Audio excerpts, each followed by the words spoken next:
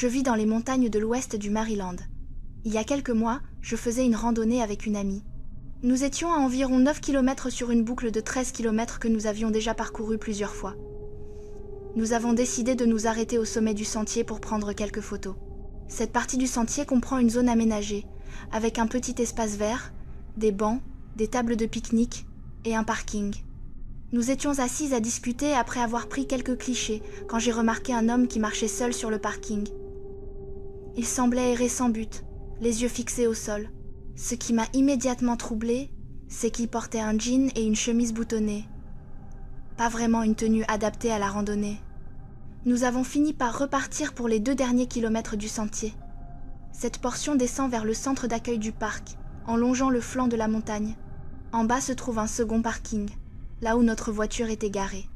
La visibilité sur ce sentier est très limitée, et il est si étroit qu'on doit marcher en file indienne. J'étais devant, et je parlais à mon amie qui marchait derrière moi. Je me suis retournée pour la regarder, et j'ai vu le même homme que tout à l'heure, juste derrière elle, la suivant de très près. J'ai immédiatement ressenti une boule dans mon ventre. J'ai remarqué qu'il n'avait ni sac à dos, ni équipement de randonnée, et qu'il ne portait même pas de chaussures adaptées. Mais surtout, il y avait quelque chose dans son regard, quelque chose qui m'a profondément inquiétée. Nous avons continué à marcher quelques instants, mais il restait toujours aussi proche. J'ai alors dit à mon ami que je devais refaire mon lacet, comme prétexte pour quitter le sentier et le laisser passer, au cas où il nous suivait simplement parce qu'il voulait aller plus vite que nous. Elle a compris immédiatement. Nous nous sommes mises sur le côté du sentier. Lorsqu'elle lui a poliment dit bonjour, il a eu l'air surpris.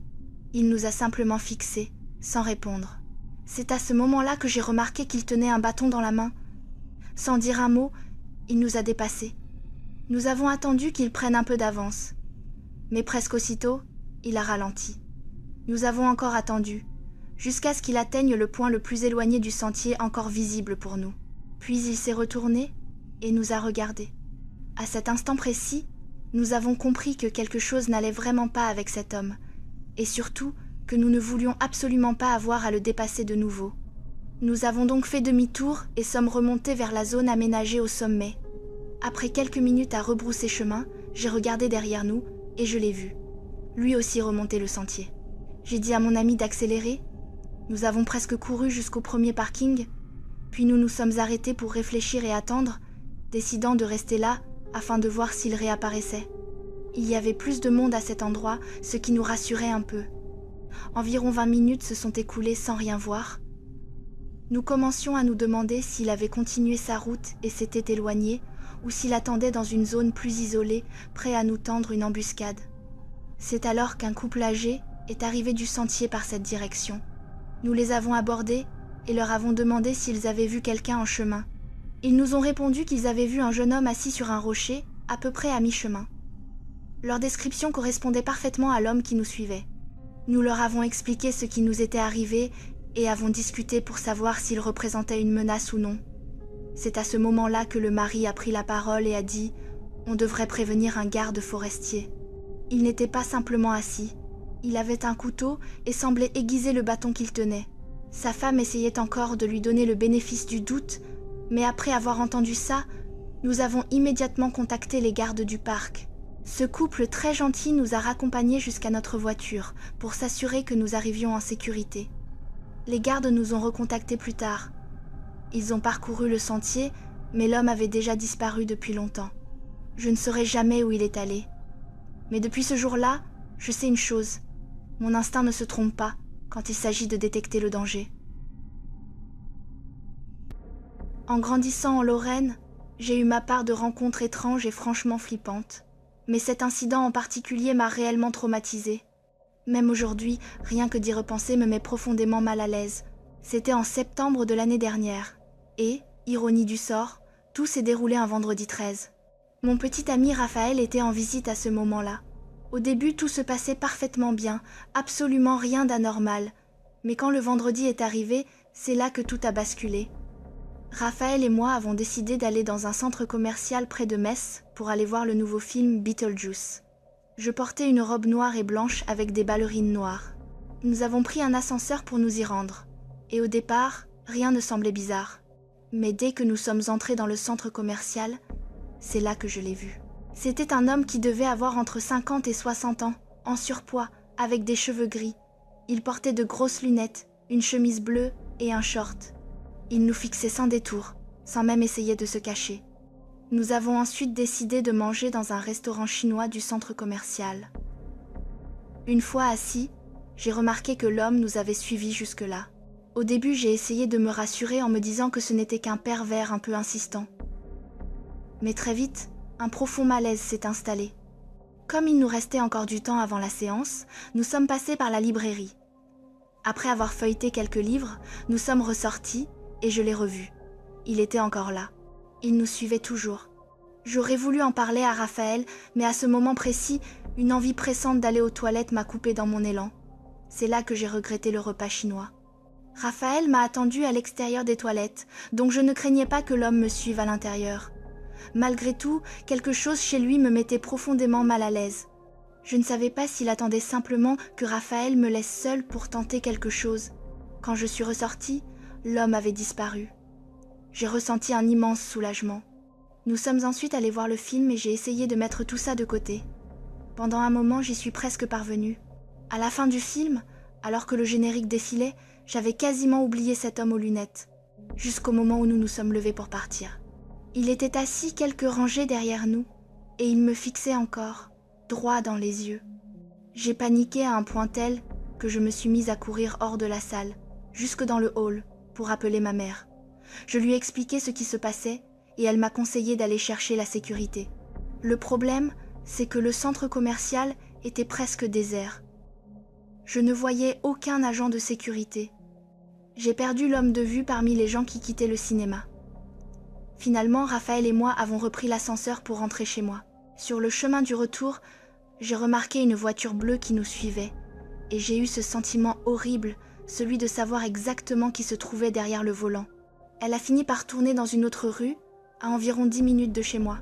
Depuis cette nuit-là, il m'arrive parfois de jurer que je vois cette même voiture bleue garée dans la rue, devant ma maison. Peut-être que je deviens parano, mais chaque fois que je sors avec des amis ou que je fais des courses en ville, j'ai l'impression persistante que quelqu'un m'observe. Je partage cette histoire comme un avertissement. Faites attention à votre environnement. Même si vous êtes en rendez-vous ou accompagné de personnes en qui vous avez confiance, vous ne savez jamais qui vous regarde.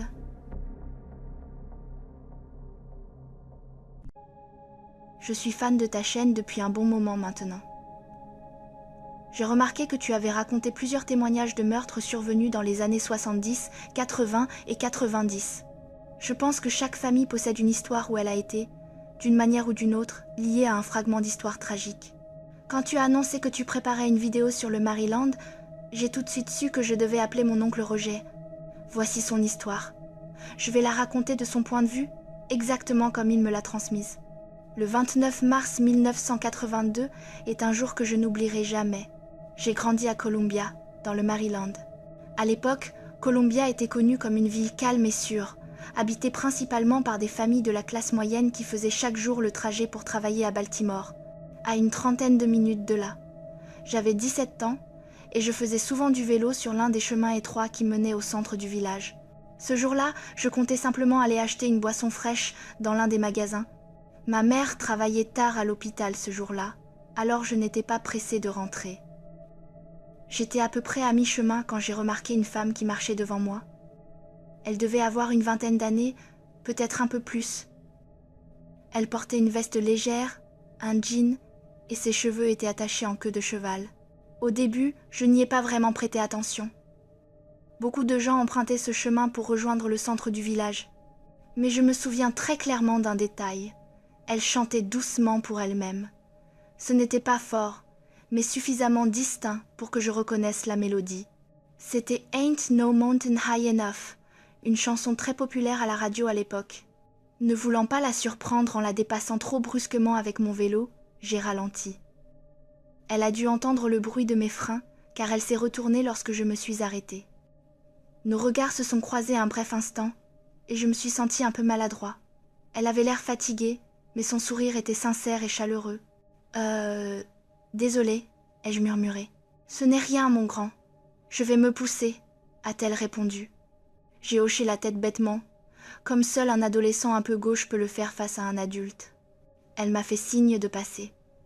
J'ai repris mon vélo et continué ma route vers le centre du village. Pour moi, le reste de la journée s'est déroulé sans rien de particulier. Cette rencontre peut sembler totalement banale. Pourtant, il s'avère que j'ai été l'une des dernières personnes à voir cette femme en vie. Elle s'appelait Elani Lee McCadney. Peu de temps après que je l'ai dépassée sur le chemin, elle est montée dans une voiture, une grande berline marron, mais personne n'a jamais pu fournir une description fiable du conducteur. Son corps a été découvert plus tard sur un terrain vague situé non loin de là. Elle avait été violée et assassinée. Malgré les efforts de la police, l'enquête est restée non élucidée pendant près de 40 ans. La brutalité du crime a profondément choqué la communauté. Ce jour-là, la réputation de Columbia, en tant que ville paisible, est morte elle aussi. En 2021, une avancée majeure grâce à l'ADN a permis de relier un homme nommé Howard Jackson Bradbury Jr. à ce meurtre. Cette découverte a apporté une forme de conclusion, mais de nombreuses questions demeurent encore. Les circonstances exactes, l'éventuelle présence d'un complice, ou même la raison pour laquelle Elani a été prise pour cible. Aujourd'hui encore, ce meurtre est considéré comme l'une des tragédies les plus marquantes de l'histoire du Maryland. Au début des années 90, quand j'avais 19 ans, mon frère et sa femme venaient tout juste de se marier et vivaient à Baltimore. Je suis moi-même originaire du Maryland, mais je n'avais encore jamais passé beaucoup de temps en ville à cette époque. Je savais que certains quartiers n'étaient pas vraiment sûrs, mais je me rendais directement chez mon frère, alors tout irait bien. Non? Eh bien non. Je me suis engagée par erreur dans la mauvaise rue, le boulevard Martin Luther King. Et à l'époque, ce n'était qu'une succession de stations-service abandonnées, de bars louches et de maisons aux fenêtres condamnées. Plusieurs hommes marchaient au milieu de la rue, buvant de l'alcool dissimulé dans des sacs en papier brun. J'ai immédiatement compris que j'avais fait une énorme erreur. Mais au lieu de paniquer et de risquer de me perdre encore davantage, je me suis garée sur le stationnement d'une station-service abandonnée où se trouvait une rangée de cabines téléphoniques. Je me suis arrêtée à une dizaine de mètres, puis je suis sortie pour appeler mon frère. Rappelez-vous, c'était il y a environ 30 ans. Les téléphones portables n'existaient pas encore. Mon frère était un peu impatient, car il connaissait très bien la ville, mais c'était la première fois que je conduisais là-bas, et j'essayais de noter les indications pendant qu'il me les dictait. C'est à ce moment-là que j'ai regardé vers ma voiture. Les 3 hommes qui marchaient plus tôt dans la rue étaient maintenant appuyés contre elle. 2 du côté passager et 1 contre la portière conducteur. Ils me fixaient, les bras croisés. J'ai commencé à pleurer en silence, reconnaissante de porter des lunettes de soleil. Mon frère m'a entendu renifler et a demandé « Pourquoi tu as l'air si bouleversé ? Je suis juste en train de te donner les indications. » Je ne pouvais pas lui expliquer ce qui se passait. Les hommes étaient suffisamment proches pour m'entendre. J'ai noté le reste du trajet, glissé le papier dans ma poche, puis je me suis dirigée vers ma voiture. L'homme appuyé contre ma portière a levé la main et a essuyé les larmes sur ma joue. Puis il a murmuré « Pourquoi tu pleures, ma jolie ? Rien de mal n'est encore arrivé. » Sans hésiter, j'ai répondu « Je viens de tirer sur mon petit ami. La police arrive. » C'est tout ce que j'ai eu le temps de dire. Les 3 hommes ont pris la fuite, chacun dans une direction différente, à toute vitesse. Si ce mensonge ne m'avait pas été soufflé par mes anges gardiens, ou je ne sais qui, je n'ose même pas imaginer ce qui aurait pu m'arriver ce jour-là. J'ai grandi dans un quartier calme et agréable du Maryland, à environ 15 minutes de la frontière avec la capitale américaine.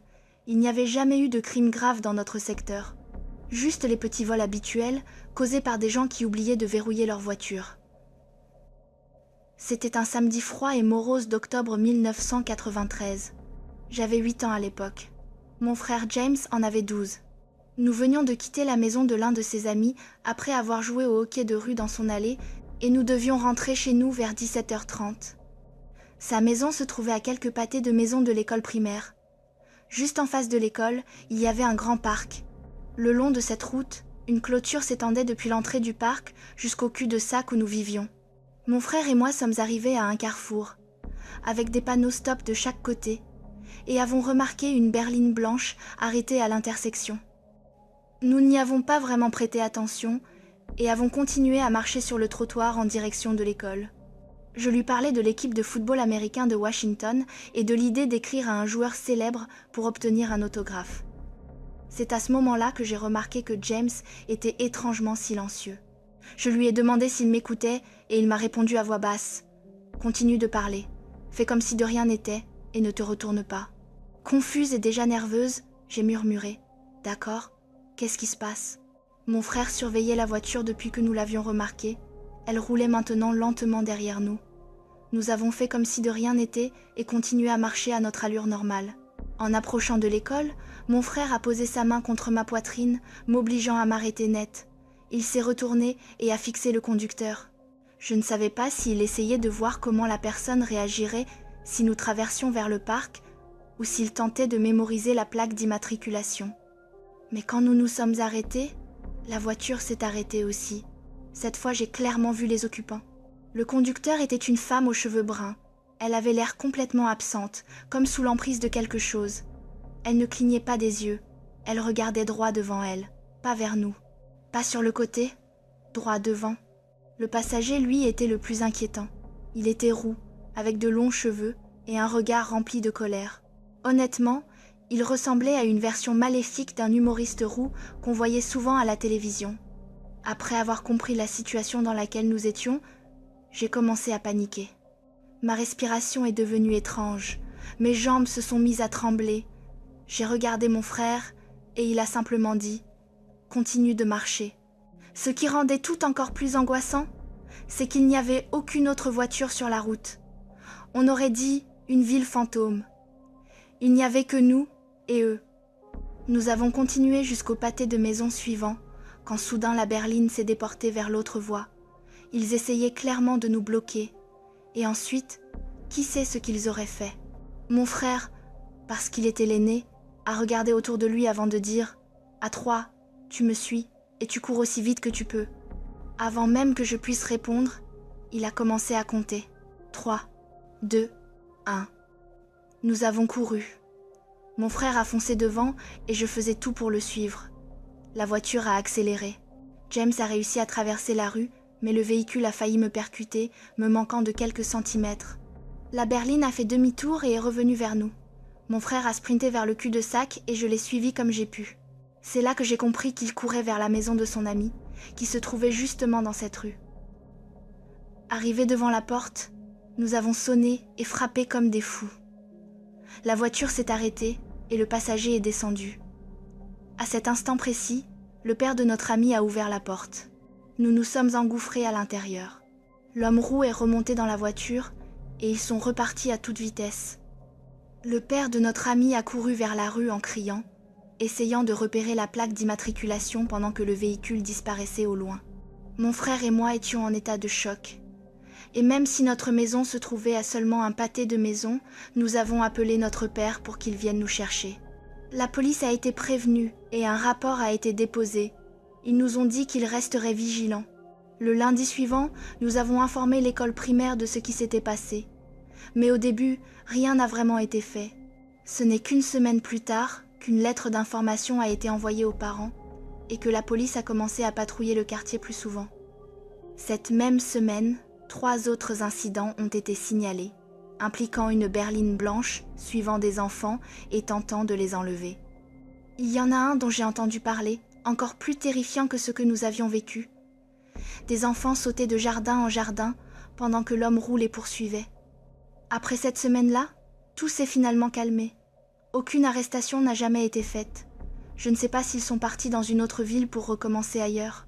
Tout ce que je sais, c'est qu'ils ont terrorisé notre quartier pendant toute une année et qu'il a fallu énormément de temps avant que les choses ne paraissent à nouveau normales. We can Yeah, unlock it could new be the same abilities, time. again marked with an exclamation point. The corruption level required to purchase a perk is indicated in the tooltip on the right side of the screen. No, I don't know if it's the same Let's time. purchase one. Actually, it cannot be the same time. It doesn't make sense being the same time. Because they say that you can go around and explore the world. But I guess the time doesn't change if you're exploring. It's always the same time frame. I don't know. It could be the same. Time passes as we acquire new It does perks. make sense The night comes from to a an end, logical the sun standpoint that rises, you're and a getting new stronger and the day time is begins, passing. along with a new edict. I just hope it doesn't make that. Edicts are tied to the infamous system we mentioned earlier.